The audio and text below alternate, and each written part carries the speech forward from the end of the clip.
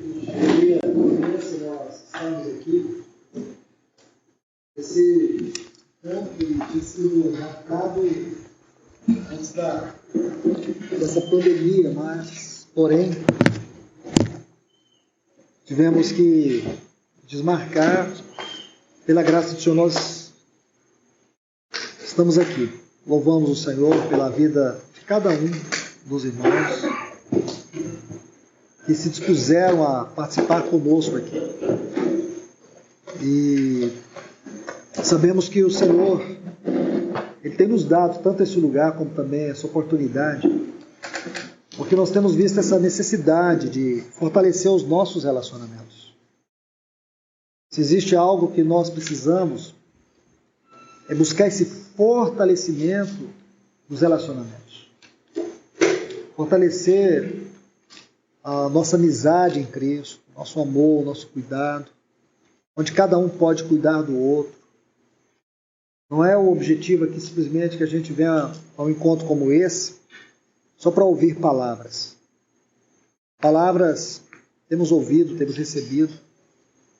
Porém, passar de um dia para o outro juntos, dormindo nos mesmos quartos, as mesmas refeições juntos. Então, desde o momento que o Senhor nos tem permitido desfrutar desse lugar, o objetivo é esse, é fortalecer os nossos laços, é aprender juntos, porque a vida da igreja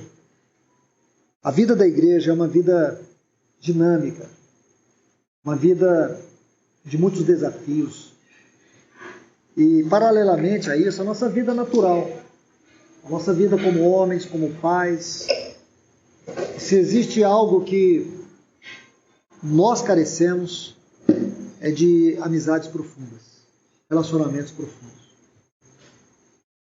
Eu quero chamar a atenção de vocês, aqui nessas oportunidades que teremos, para refletirmos sobre o livro de Provérbios. Por quê? Este é um livro que ele trata de cada problema específico do homem.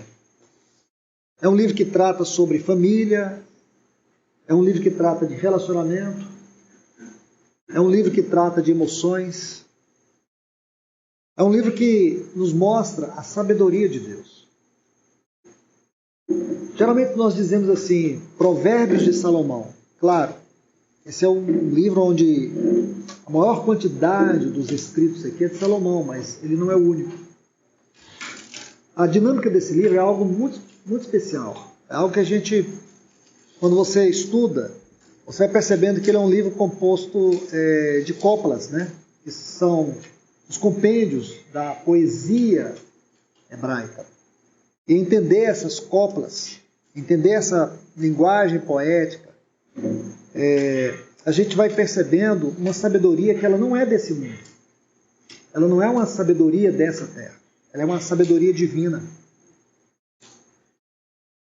A gente não vê, em muitas oportunidades, estudos específicos sobre o livro de Provérbios. A gente vê muitas citações. Mas, na verdade, esse é um livro que ele requer, sim, uma exposição mais minuciosa, mais detalhada, porque a sua riqueza é muito grande. E quando você percebe o caminho que o Senhor escolheu para poder nos revelar a sua sabedoria, e abrangendo todas as áreas da nossa vida, como eu disse, as áreas específicas, quer seja trabalho, quer seja família, quer seja a nossa vida interior, nosso coração, nossos afetos, nós vamos encontrar aqui uma sabedoria vertical, uma sabedoria que vai além desse mundo. E se eu buscasse 3 palavras para definir esse livro, eu buscaria sabedoria, conhecimento e discernimento. São as 3 palavras que formam os pilares. É como se eu dissesse para vocês, esse livro ele está fundamentado sobre 3 pilares. Quais? Sabedoria, conhecimento e discernimento. Talvez aí no decorrer da exposição eu fale um pouco sobre o significado dessa palavra sabedoria do ponto de vista da revelação de Deus. conhecimento do ponto de vista da revelação de Deus, que é o discernimento do ponto de vista de Deus. Porque nós precisamos dessa sabedoria do alto. Porque se nós não buscamos essa sabedoria, nós vamos fracassar. E quando você olha e você consegue assim, colocar nome nos seus fracassos, você vai ver que nós fracassamos, porque nós nos perdemos na sabedoria espiritual, no conhecimento espiritual e no discernimento espiritual. Essas três palavras, elas revelam, ou elas dão os nomes dos nossos fracassos. Como a gente precisa, irmãos. Porque nós, funcionando no nosso normal, na nossa vida normal, como homens, nós não temos condições de sobreviver, de chegar a um determinado momento da sua maturidade e olhar e dizer assim: eu consegui vencer em todas as áreas da minha vida. Por nós nunca. Por isso que a Bíblia não nos dá homens como modelo, a Bíblia nos dá Cristo como modelo, porque ele foi o único homem que não falhou. E aqui nesse livro, Cristo ele é revelado como sabedoria. A sabedoria aqui, ela é uma pessoa, está lá no capítulo 8 de Provérbios. E a sabedoria, talvez seja a palavra mais elevada deste livro, sabedoria. Não sabedoria no sentido intelectual do conhecimento, mas a sabedoria como uma providência de Deus, como uma virtude de Deus, que é nos dada aqui nesse livro. Bom, como eu disse para vocês, vou até citar aqui na minha sinopse, para a gente andar rápido, para vocês perceberem a grandeza desse livro. Então, vamos lá. O objetivo deste livro. O objetivo desse livro é tratar cada grupo demográfico específico ou imaginável e oferecer soluções, oferecer um caminho, oferecer uma saída para todos os problemas da vida. Porque aqui nesse livro você vai ver que os escritores, como eu disse, não é só o Salomão. Daqui a pouco eu falo sobre eles. Os escritores desse livro, eles vão discutir as circunstâncias da nossa vida. Ou cada uma das circunstâncias que nós passamos e enfrentamos. E os temas, como eu acabei de dizer, envolve trabalho, envolve sexo, envolve dinheiro, envolve casamento, envolve amizade, envolve família, envolve dificuldades, envolve conflitos, envolve a velhice, envolve pecado, envolve perdão. São os temas deste livro. Então eu digo para vocês, é um livro simples de estudar? Nunca. Nunca. Para poder torná-lo mais dinâmico e aproveitando este livro da melhor maneira possível, nós vamos ter um pano de fundo. E o pano de fundo é o livro de Jó. Porque tanto Provérbios como Jó são livros que dentro da bibliologia estão na classificação dos poéticos. O diferente, a diferença que existe entre Jó e Provérbios é óbvio. É que em Provérbios, em Jó, nós vemos a história contada em prosa e também em um poema. Porque o tema do livro de Jó é o trabalho de Deus por meio do sofrimento. Agora, o livro de Provérbios vai nos contar não história, mas ele vai trabalhar minúcias, essas coplas, que é dividida em vários pontos, talvez aqui, eu diria, em torno de 5 coplas. Agora eu cito para vocês. E aí, você vai ver, aqui nós nem podemos entrar, por quê? Porque eu creio que demandaria muito tempo vendo essas coplas, e aí eu creio que isso não é tão interessante, porque isso é mais teológico. E para fazer um estudo desse, não teríamos aqui o tempo suficiente, certo? Mas agora eu falo um pouco sobre isso rapidamente para vocês, só para vocês terem uma ideia da maravilha deste livro de Provérbios. E também não é meu objetivo aqui esgotá-lo, eu não conseguiria, demandaria muito tempo. Então, aqui o que nós vamos perceber? Nessas nessas poesias ou nessas coplas que existem aqui em Provérbios, nós vamos pegar alguns pontos para poder tratar, tendo o livro de Jó como pano de fundo e fazer aplicação para a nossa vida. Então vamos lá. Quem escreveu Provérbios? Aí nós temos o livro dividido em 6 partes. Vamos lá. Do capítulo 1, versículo 8, temos a introdução, depois, a partir do versículo 8 até o versículo 9, até o capítulo 9, versículo 18, do capítulo 1, versículo 8 até o capítulo 9, versículo 18, nós temos as palavras de Salomão, que os teólogos chamam assim, as palavras de Salomão no Vale da Sabedoria. Essa é a primeira parte. As palavras de Salomão no Vale da Sabedoria, que começa no capítulo 1, versículo 8, e vai até o capítulo 9, versículo 18. Aí depois, do capítulo 10, o versículo 1 até o capítulo 22, versículo 16, nós temos os Provérbios de Salomão.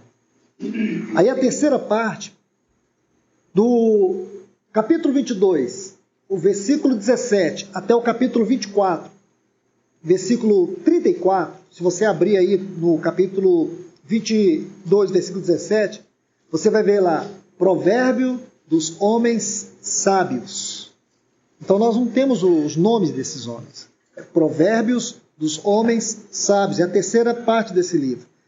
Aí depois, do capítulo 25, versículo 1, até o capítulo 29, o versículo 27, nós temos os Provérbios de Salomão que foram coletados pelos homens de Ezequias. Está escrito lá. Certo?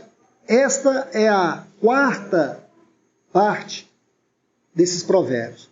A quinta está no capítulo 30, o versículo 1 até o versículo 33. É os provérbios que vai contar a sabedoria de Agur. Por último, provérbio 31, versículo 1 até o versículo 31, são descritos como a sabedoria de Lemuel. Então aqui está toda a divisão do livro de Provérbios. Bom, e a estrutura deste livro? Está bem óbvio. A estrutura desse livro se limita à sabedoria de Deus, sabedoria divina. Os conselhos práticos do ponto de vista de Deus dentro de uma dimensão vertical. Isso é muito importante. Os conselhos espirituais, os conselhos divinos dentro de uma dimensão vertical. Por que é importante essa frase, dimensão vertical? Porque hoje, a tendência natural de todas as pessoas, até de muitos cristãos, é viverem dentro de uma dimensão horizontal. É muito comum hoje as pessoas buscarem terapias. Eu entendo por um lado, mas eu não me convenço disso, irmãos. Respeito porque a gente tem que respeitar. Mas eu acredito que se os cristãos tivessem uma disposição, fé, devoção, para se submeterem a essa dimensão vertical da sabedoria de Deus, eu creio que isso faria a maior diferença na vida delas. Eu conversava com uma irmã que ela é psicóloga, muito querida essa irmã, e ela tem me falado, foi semana retrasada, nós nos encontramos numa conferência, ela estava me dizendo da grande procura que ela tem tido nesse tempo, como profissional da área, para ajudar pessoas ansiosas, deprimidas, com compulsões, com feridas da alma e assim sucessivamente. E ela me disse que 80% dos clientes dela são cristãos. Irmãos, eu não estou aqui fazendo nenhuma crítica, mas para mim não faz sentido estudar de uma maneira honesta um livro como esse e ignorar essas verdades aqui. Porque aqui nós encontramos conselhos práticos com uma dimensão vertical. Aqui nós vamos encontrar as revelações de Deus por meio de uma poesia. E para mim, essa poesia, ela enaltece essa revelação de Deus na sua palavra. Não é uma coisa comum, é incomum. E eu até dizia para essa irmã, sobre esses pontos. Aí ela me falava sobre essa linha tênue que ela precisa entender. Até que ponto ela, como uma profissional na área da psiquiatria e como uma cristã que tem convicções espirituais, de saber que, mesmo com todo o seu conhecimento científico, esse conhecimento acadêmico que ela adquiriu, ela sabe que ela é totalmente limitada para poder entender as implicações dos afetos humanos. E ainda tem que admitir que a sua necessidade de se aprofundar na palavra é que faz toda a diferença quando ela tem a disposição de ajudar alguém. Achei muito lindo o que essa irmã me disse, porque essa é a grande verdade. Como esse conhecimento aqui, ele faz toda a diferença. Eu estava falando para você sobre as coplas. Pelo menos 4 tipos de coplas que existem aqui. A primeira é a contrastiva. Vou só citar, irmão. Não vou nem entrar nesse detalhe. Nem nos exemplos aqui eu vou entrar. A segunda copla é a completiva. A terceira copla é a correspondente. E a quarta copla é a comparativa. Essas coplas, essas poesias, elas são divididas aqui dentro desse livro. Se você estudar todo o livro de Provérbios, você vai encontrar 4 tipos de coplas. Cada uma delas vai nos mostrar o método de Deus. E essa linda forma de linguagem da poesia hebraica, algo que nós não temos no nosso idioma, no português. A poesia hebraica é uma poesia de uma grande profundidade espiritual. Então, esse é um ponto que eu preciso passar rápido com você para que a gente possa entrar já na questão da exposição. E aqui eu já quero começar sobre as 3 mensagens centrais do livro de Provérbios. 3 mensagens centrais. O livro de Provérbios nos exorta assim: faça as coisas à maneira de Deus e você poderá ser vitorioso em cada esfera da sua vida. Vamos parar aqui. Faça as coisas. Essa é a exortação. Essa é uma mensagem. Este é um ponto importantíssimo do livro de Provérbios, que nos ensina na vida prática. Faça as coisas à maneira de Deus. Se você lê todo o livro de Provérbios, essa mensagem está realçada. Faça as coisas à maneira de Deus para que você possa vencer em todas as esferas da sua vida. Irmãos e irmãs, desculpe, irmãs, não tem nenhuma irmã aqui não. É o hábito, tem as irmãs. Meus irmãos, uma coisa muito, mas muito importante para nós é seguir a palavra de Deus. E aqui eu falo para vocês, falo para mim também. Porque esse é o grande desafio que nós temos como homens. Eu lembro-me que em um dos encontros que nós tivemos aqui, eu trouxe até umas estatísticas, mostrando alguns pontos importantes para nós refletirmos sobre como nós, homens, hoje, dentro desse contexto social que vivemos, estamos sendo extinguidos. Como dentro desse contexto que nós estamos vivendo, o nosso papel não está valendo mais nada. Como que as potestades demoníacas que operam sobre todas as esferas do mundo, como sistema, como entidade espiritual, está desconstruindo o nosso papel de homem. E não sei se vocês se lembram, eu trouxe várias estatísticas sobre a questão de mortandade, a questão de doenças. Então dá-se a sensação que daqui 20, 30 anos o mundo não vai ter homens mais. Dá-se essa sensação. É claro que isso não vai acontecer. Porque tudo que você vê trama contra o nosso papel. E não é só o nosso papel que está em jogo. O objetivo não é o nosso papel que está em jogo. É a ordem que Deus estabeleceu para a criação e para a manutenção, isto é, para a sustentação da própria vida na terra. O caminho que ele usou. Como ele estabeleceu Adão aqui na terra.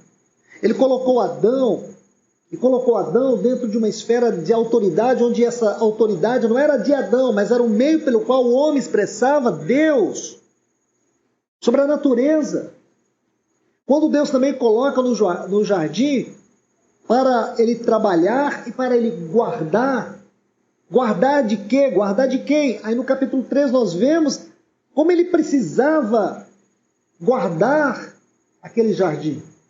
Porque o perigo estava ao seu redor.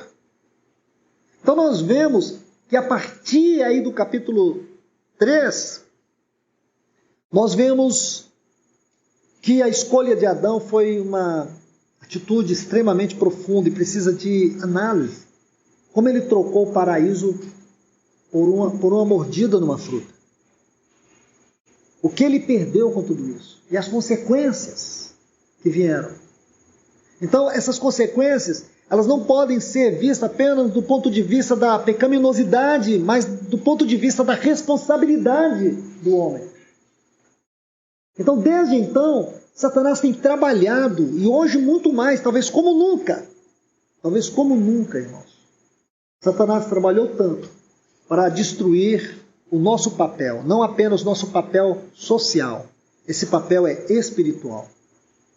Mesmo no contexto da vida natural, esse papel não pode ser desmerecido. E hoje é o que Satanás faz, esse é o seu trabalho. Você pode ver nas mídias, você pode ver como Satanás está conduzindo em todas as coisas, exaltando a posição da mulher, diminuindo a posição do homem. Eu fiz até uma ironia, eu lembro na época. Você vê a lei Maria da Penha, mas você não vê a lei do Zé da Penha. Hoje tudo conspira contra o homem. E nós estamos nos tornando, daqui um pouco, uma raça em extinção. É assustador dizer, mas parece que vamos chegar um dia que você vai ter vergonha de ir lá no seu trabalho dizer que você é casado com uma mulher. Vai chegar um dia que alguns homens terão vergonha de dizer que são homens. Você é homem. E a pessoa parece nem ter coragem de dizer. Eu ouvi de um irmão que ele diz que, fazendo parte de uma reunião de diretoria da empresa que ele trabalha, uma empresa muito grande, que o diretor de recursos humanos, em um momento da sua exposição, disse assim: hoje eu recebo 10 currículos. E quando eu vou separar para escolher uma pessoa, a primeira questão que eu olho é se é homossexual. Começa por aí. Se é homossexual, opa, ele já tem grande probabilidade de assumir uma posição. Então, ele me trouxe isso. E se você olhar, é justamente, o mundo está caminhando para isso. Nós temos que admitir, não adianta ficar escondendo atrás da sombra. Isso é verdade. Essa é uma realidade. Isso é maligno. Isso é potestade. Paulo fala sobre isso em Efésios 6. Os dominadores deste mundo tenebroso. Aquilo que no texto grego chama de cosmocratos. Espíritos malignos que atuam dentro de todas as esferas do mundo como um sistema. Então isso é muito sério. E nós precisamos hoje refletir nossa vida à luz da palavra de Deus. E aqui está: faça as coisas à maneira de Deus. Faça as coisas dentro do padrão de Deus. Nós precisamos entender que o nosso padrão é Deus, não é o mundo. Como cristãos, muito mais, porque o nosso padrão é celestial, não é terreno. Porque se nós começarmos a fazer concessões, se nós começarmos a termos que admitir, porque a sociedade está mudando, e os especialistas dizem assim, até 30 anos atrás, uma sociedade, ela levava de 30 a 40 anos para mudar. Isso falando de 100 anos para cá. Hoje, a sociedade ela está mudando no período de 5 anos. No atual momento, está levando até 2 anos para ter uma mudança de comportamento social. Nós podemos dizer assim, irmãos, nós vamos aí talvez para 3 anos, me corrijam, para 3 anos dessa pandemia. De 3 anos para cá, nós estamos numa outra esfera de sociedade. Os comportamentos mudaram. Visão de trabalho mudou, visão de família mudou, visão de sociedade mudou. Agora você pode imaginar que talvez de um ano para outro, a sociedade já seja outra, as coisas de uma maneira degradada, elas vão evoluir. Porque a questão não é que a sociedade muda, é que ela nunca muda para melhor, ela sempre muda para pior. E sempre que ela tende a mudar para pior, a primeira coisa que você pode perceber que se exclui é Deus. É o padrão de Deus. E a igreja, para ela ser aceita, para que ela tenha progresso, para que ela se torne conhecida, para que a sua mensagem se torne eficaz entre aspas, ela precisa se aculturar, ela precisa se moldar, ela precisa se permitir viver dentro de uma sociedade que aceita e que não a repele. A mensagem precisa ser mais agradável, a mensagem precisa ser mais contextualizada com o mundo. É isso que Satanás está fazendo, irmãos. De maneira que você não ouve mais os pregadores pregando com veemência, pregando como os profetas pregavam, pregando como os pais da igreja pregavam. Hoje é uma mensagem que ela é muito mais um discursozinho barato, historietas. Não é uma mensagem que vai lá e penetra no coração, que perfura o coração. Porque tudo isso hoje, irmãos, é um trabalho satânico. E o grande ponto que eu chamo a atenção de vocês não é ver o que Satanás está fazendo no mundo. O mundo jaz do maligno. A gente percebeu o que ele está fazendo é conosco. Homens cristãos. Pais cristãos. Esposos cristãos. Servos de Deus. Então, para mim, um momento como esse é muito importante, porque leva todos nós a refletir as nossas omissões. Irmãos, em 10 casos que eu vi que as pessoas tiveram que tomar uma decisão sobre mudança, seja em que esfera for, a mulher estava na frente. O homem teve que aceitar a mudança porque a mulher estava na frente. É ela que quis. Seja em que esfera for, seja em questão de trabalho, seja em questão de cidade, seja em questão de igreja, seja em que esfera for. Eu estudei cada caso. Quando o irmão chegou para mim e falou, Luiz, eu tenho que fazer essa mudança. Luiz, eu preciso tomar essa decisão. E sempre que eu interroguei, sempre que fui a fundo, era por causa da sua mulher. É normal isso mesmo, irmãos? Estou dizendo que o homem, que nós temos que ser ditadores. Nós precisamos ser líderes cristãos. Quando eu falo líderes, eu coloco a palavra aqui entre aspas e ainda dentro de colchetes. Ou parênteses. Não é eu ser o líder. É a liderança divina, sabedoria divina, conhecimento divino, o discernimento espiritual divino fluindo no meu coração. Dizer assim, olha, não é por aí, não é assim. Juntos buscaremos a vontade de Deus. É trazer luz, trazer sabedoria, trazer segurança. Sabe o que eu vejo muito, meus irmãos? É que falta esse posicionamento dos homens. Hoje as mulheres impõem e os homens têm que se matar para poder aceitar. E se quiser, se não quiser, vai ficar no sofá. Se não quiser, vai ficar debaixo da minha rixa. E os homens têm que aceitar. Irmãos, de verdade, eu não sei se vocês estão me compreendendo. Estou procurando ser muito claro. Hoje é visível. Você vê que o posicionamento das mulheres constrange os homens a fazer o que elas querem. Não é fazer o que o homem quer, nem fazer o que a mulher quer. É a vontade de Deus, gente. Entende?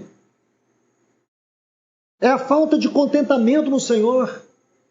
Aí, às vezes, o homem tem que trabalhar 2, 3 vezes mais. Por quê? Porque a mulher, ela quer que ele dê para ela o que ela quer. Porque agora ela entendeu que precisa usar Mary Kay. Então o cara tem que se matar para poder oferecer Mary Kay para a mulher. É uma ironia, gente, mas é por aí. Então isso é muito sério, irmãos. Falta de liderança espiritual, falta de direção, a falta de segurança, a passividade. Isso precisa ser corrigido na nossa vida, irmãos. Como homens, isso precisa ser corrigido na nossa vida. Eu sei que não é fácil. Eu sei que não é fácil. Mas eu creio que nós precisamos começar por esse ponto aqui. Não é pelo casamento, por esse ponto aqui. Uma das questões que tem me constrangido a estudar provérbios com vocês é o quanto isso na minha vida eu vejo que tem feito diferença. E o quanto tem feito diferença ter esse livro como uma ferramenta para encorajar irmãos, para ajudar os irmãos. A grande sabedoria desse livro é algo muito especial. E aqui, nesse primeiro ponto, faça as coisas à maneira de Deus. Tenha Deus como padrão na sua vida, como um homem. Como um homem. Como um homem, o que eu coloco para você? É você ver como Deus sempre tratou com os homens. Porque a maneira que Deus sempre tratou com os homens na Bíblia mostrava quem Ele era, ou quem Ele é. Em cada circunstância, quem de fato Ele é. Como Ele faz as coisas. Como as coisas precisam ser resolvidas, precisam ser realizadas. Esse é o padrão de Deus. Esse padrão ele vai de Gênesis a Apocalipse. Porque nós estamos vendo, irmãos, e isso também é fato, uma mudança no comportamento masculino dos nossos dias. Se vocês olharem aí, vocês podem ver que os rapazinhos aí de 14, 15, 16, 17, 18, 19, 21, na grande maioria do mundo, hoje eles estão assim com uma conduta muito afeminada. Não estou falando de homossexualismo. Tem nada a ver. Afeminada. Leves demais. Femininos demais. Não estou falando de homossexualismo, gente. Você pode ver isso. Existem estudos hoje que chegam a apontar que uma das causas disso está na alimentação, nessa coisa toda. Né? Por isso que eles falam homem Nutella. Eles falam que esse tipo de componentes químicos e muito desse produto eu não acredito, irmão. Para mim isso é espiritual. Até eu lembro que no último encontro que nós tivemos aqui, eu até trouxe para vocês uma pesquisa que foi feita na Inglaterra, perguntando para as mulheres o que elas mais sentiam falta como mulheres. A resposta foi: homens. Está faltando homens. Hoje os homens estão muito passivos, muito delicados demais. E a gente que foi formado lá atrás, é diferente. A gente levava dura da mãe porque estava com a unha suja de areia, de terra. Né? E realmente, a gente tinha que lavar, esfregar. Hoje a gente convive com jovens aí que nunca colocou o pé no chão. Não é? Nós estamos vivendo numa sociedade, isso foi um estudo feito no Japão que eu vou citar agora. O alto índice de suicídio de jovens no Japão e da Coreia do Sul é altíssimo. Então pesquisadores se debruçaram sobre isso. É um fenômeno. A quantidade de suicídio entre jovens de 14, 15, 16 anos. E o estudo aponta que uma das causas que eles conseguiram detectar é que os jovens dessa geração não sabem lidar com problemas. Eles descobriram que grande parte desses jovens que suicidavam, eles estavam vivendo experiências emocionais ou relacionamentos frustrados. Porque se frustraram com relacionamentos. Aí eles descobriram que existe um ponto que é crucial no comportamento dos jovens dessa geração. É uma jovem que não pode ser desagradada. Se você confrontar, eles espanam. Aí eles descobriram que dentro disso existe um outro problema, que eles denominaram como geração canguru. Os jovens preferem ficar debaixo da tutela dos pais do que assumir a responsabilidade do casamento. Então, assim, eu citaria vários pontos dessa pesquisa que talvez vocês já ouviram falar e talvez não conheçam a origem dela. Começa com o suicídio de jovens, o alto índice de suicídio de jovens no Japão e na Coreia do Sul. É altíssimo, é um dos mais altos do mundo. E isso é fato, irmãos.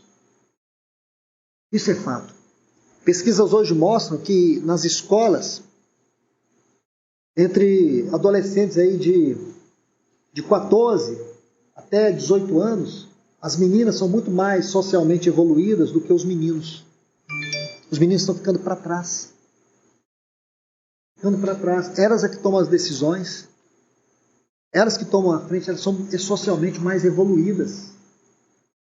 Por isso que eu falei aqui há pouco tempo. Parece que nós estamos caminhando para que o homem seja um elemento em extinção. Não vai ter homens. E isso é satânico, isso não é social, isso não é natural, isso é espiritual. Porque dentro desse processo divino da constituição do homem, Deus estabeleceu uma cadeia. É uma cadeia da sua expressão. É uma cadeia que envolve o seu governo. E isso tem feito muita diferença hoje, irmãos. Como eu disse para vocês, hoje os homens estão ficando para trás e as mulheres é que estão tomando a frente, a rédea da família, a direção. Tudo que tem que ser feito. Aquela questão da harmonia, aquela questão da confiança, da segurança, está se perdendo no lar. Por quê? Porque os homens estão passivos demais, estão aceitando demais. Por que essa onda do feminismo está varrendo a nossa geração?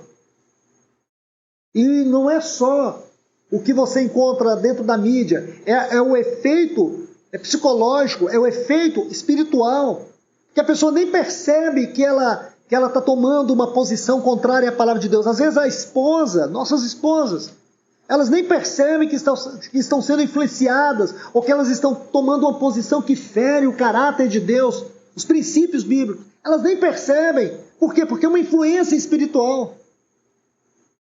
É uma influência espiritual. E aí, quando você vê, tudo desaba. Dois casos, como eles não fazem parte aqui do nosso contexto como congregação, eu posso citar que vocês não são pessoas que vocês não conhecem. Mas dois casos nos quais eu estou envolvido com esses casais. Estou tentando ajudar, cooperando com duas famílias. Simplesmente as mulheres não querem o casamento. Simplesmente não querem. Eu nunca vi isso, irmãos. Eu creio que eu e tantos irmãos aqui somos de uma geração em que eram os homens que saíam de casa e as mulheres ficavam com os filhos. Na verdade, eu sou dessa geração. Meu pai saiu de casa e minha mãe ficou conosco. Ela cuidou dos 6 filhos. Isso era muito comum na nossa geração. Hoje é o contrário. Hoje os pais estão lutando pelos filhos. Como o irmão me disse 2 meses, que ele chegou para a esposa dele e falou assim: eu te dou todas as empresas, eu coloco tudo no seu nome. Ele é um irmão muito rico. Eu coloco tudo no seu nome. Eu só te peço que eu quero meus filhos. Só me dá meus filhos. Não toma eles de mim, não. É isso que está acontecendo hoje. É esse o efeito espiritual que eu estou falando para vocês hoje, irmãos. É muito sério. Eu nunca esperei viver esse tempo. Outro caso também da mesma forma.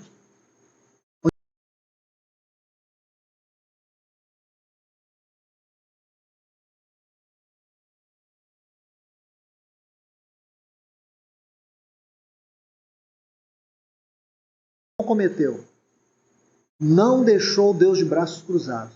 Ele se manifestou por meio de um remanescente, que nós vamos estudando, dentro do livro de Jeremias, depois Ezequiel, Daniel, Ageu, Zacarias, Malaquias, e nós chegamos no Novo Testamento. Então, meus irmãos, terceiro ponto, terceira mensagem do livro de Provérbios. Deus se apresenta a cada indivíduo segundo a sua necessidade espiritual. Esta é a terceira mensagem do livro de Provérbios. Deus se revela a cada indivíduo segundo a sua necessidade espiritual. Mensagem linda, irmãos, porque isso é fato. A maneira como Deus manifesta na sua vida é diferente da maneira como Ele se manifesta na vida do outro irmão. Porque Deus se manifesta a cada um de nós segundo a nossa necessidade espiritual. Deus não se manifesta de maneira geral, Deus se manifesta de maneira pessoal e individual.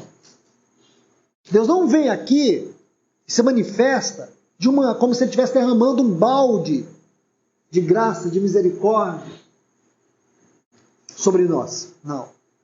Ele tem uma medida de porção que Ele se manifesta a cada um de nós segundo a nossa necessidade espiritual.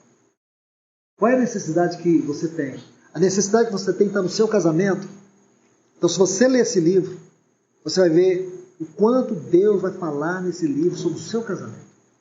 Você vai ler sobre dinheiro, vai ler sobre falsidade, vai ler sobre disciplina, mas você vai ver que dentro da necessidade que você tem nesse livro, Deus vai falar alto. A necessidade que você tem nesse livro é uma dificuldade moral. Você tem um distúrbio moral, você tem uma dificuldade moral que te aflige, que é um cativeiro, que te limita, que te expõe, que tenta destruir sua devoção, seu amor, que te coloca debaixo de uma culpa, que te coloca no chão. Nesse livro, você vai ver que dentro dessa necessidade Deus vai falar ao seu coração. Então leia Provérbios procurando essa revelação de Deus segundo a sua necessidade. Muitas pessoas lêem esse livro para os outros. Então quando você estudar Provérbios agora, busque nesse livro a mensagem que Deus tem para a necessidade que você tem. A mensagem que Deus tem para a necessidade que você precisa. Esta é a grande parte desse livro que eu gosto. Deus se revela nesse livro segundo a necessidade de cada um de nós. Todos nós podemos ler Provérbios aqui, mas você vai ver, se você ler com esse colírio espiritual, Deus vai falar segundo a necessidade que você tem. Bom, deixe-me agora avançar em um ponto, e aqui eu creio que a gente já está terminando, porque 9 horas vai ser a nossa janta. Então só vou ler os textos, e amanhã de manhã a gente vai começar por aqui. Tá? Vamos abrir aqui em Provérbios, capítulo 1.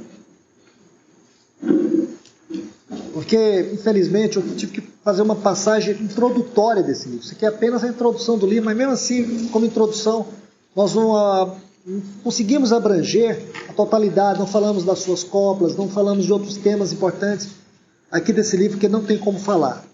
Mas vamos ler aqui, Provérbios capítulo 1, versículo 1 a 9. Provérbios de Salomão, filho de Davi, o rei de Israel. Aí ele vai dizer assim, para aprender a sabedoria e o ensino, para entender as palavras de inteligência, para obter o ensino do bom proceder, a justiça, o juízo e equidade, para dar aos simples prudência e aos jovens conhecimento e bom siso. Ouça o sábio e cresça em prudência, e o instruído adquire habilidade, para entender provérbios e parábolas, as palavras e mistérios dos sábios. O temor do Senhor é o princípio do saber, mas os loucos desprezam a sabedoria e o ensino. Filho meu, ouve o ensino de teu pai, e não deixes a instrução de tua mãe, porque serão diadema de graça para a tua cabeça e colares para o teu pescoço. Então, nesses textos aqui, nós vamos ver 5 razões porque Deus nos deu este livro de Provérbios. 5 razões. Aqui vocês vão ver 5 razões porque Deus nos deu o livro de Provérbios. Vou dar a primeira aqui, pelo menos para a gente abrir. Ainda temos 7 minutinhos. Então, a primeira razão aqui, Deus nos deu esse livro para obter a sabedoria por meio das repreensões de Deus. Primeira razão porque Deus nos deu Provérbios. Para que nós pudéssemos alcançar a sabedoria espiritual por meio das suas repreensões, suas advertências, seus tratamentos. É lindo isso em Provérbios. Aqui eu quero, dentro desse tema, e por isso que eu não tenho como mostrar muita coisa para vocês em poucos minutos, dentro desse primeiro ponto aqui, obter sabedoria por meio das repreensões, nós vamos ver 5 pontos importantes dentro desse tema. 5 pontos importantes. E aqui eu já gostaria de citar 2 textos no livro de Jó. Se você puder ler na sua Bíblia aí, o primeiro texto se encontra em Jó, capítulo 28, os versículos 12 e 13. Jó, capítulo 28, versículos 12 e 13. Esse primeiro ponto aqui, que é obter a sabedoria a partir das repreensões de Deus, para que no poder do seu Espírito nós possamos conhecer a sua voz. Porque muitas vezes, irmãos, quando você está lá na praia, naquele lugar maravilhoso, que você fez um projeto durante o ano todo para curtir aquilo que nós chamamos de férias, né? A gente não ouve Deus. Sabe onde é que a gente costuma ouvir Deus? Ou talvez eu esteja até enganado, mas até onde minha visão alcança, onde você consegue mais ouvir a voz de Deus com clareza, é durante os momentos de repreensões, é nos momentos de tratamento. É aí que você consegue ouvir a voz de Deus clara, certo? Jó capítulo 28, versículos 12 e 13 diz: Mas aonde se achará sabedoria? Onde está o lugar do entendimento? O homem não conhece o valor dela, nem se acha ela na terra dos viventes. Está vendo o que Jó está dizendo? Jó está dizendo para nós aqui, nesse livro de Jó, nós estamos vendo que essa sabedoria você não encontra aqui na terra. Não estamos falando de sabedoria no sentido natural, intelectual, acadêmico da palavra. Nunca estude, leia o livro de Provérbios encontrando a palavra sabedoria e limitando ela a conceito secularizado. Nunca, irmãos. Essa sabedoria é uma sabedoria elevada. Sabedoria do ponto de vista da dimensão vertical. Sabedoria do trono de Deus. O outro texto de Provérbios, ainda no capítulo 28, olha o versículo 28, está assim: E disse ao homem: Eis que o temor do Senhor é a sabedoria, e o apartar-se do mal é o entendimento. No texto hebraico, essa palavra entendimento, e nós vamos ver isso mais em Provérbios, sempre fala de uma vertente da sabedoria, que em Provérbios é como se fosse duas vias que andam juntas. Elas não estão na contramão. Duas vias vão juntas. Sabedoria e entendimento. Se vocês lerem esse livro de capa a capa aí, Provérbios, do primeiro ao último capítulo, vocês vão ver que sempre, ou quase sempre, a palavra entendimento está do lado da palavra sabedoria. E sabe o que no hebraico a palavra entendimento fala? Discernimento. Só, irmãos, eu digo para vocês, a gente vai gastar um pouquinho meditando nessas duas palavras. Aliás, tem uma terceira aqui, que é o conhecimento. Mas essas duas em especial. Porque como que nós cometemos falhas? Já aconteceu com você? E às vezes uma discussão com a esposa, um problema com o filho, uma situação conjugal, e depois você parar e falar: meu Deus, situação pequena. Foi uma pontinha de um problema que virou uma montanha, que você talvez tenha mais dificuldade de consertar. E você olha para trás e fala: como é que eu consegui fazer esse estrago tão grande? E o pior é que é uma situação onde o seu julgamento diz para você: pior que você está certo. Pior que você está certo. E você vai analisar a luz da Bíblia, você vai dizer: não, a luz da Bíblia eu estou certo, quem está errado é ela. Aí, mas só que lá no seu subconsciente o Espírito Santo vai dizer assim: você está certo, ela está errada, mas você está levando um mau prejuízo. Porque o caminho que o diabo vai entrar, ele vai te atingir. E o dano é maior. Aí você pensa: mas então o que eu faço? Nessa hora, nossa mente trava. Porque você fica perdido, aí você fica confuso. Aí você entra em desespero.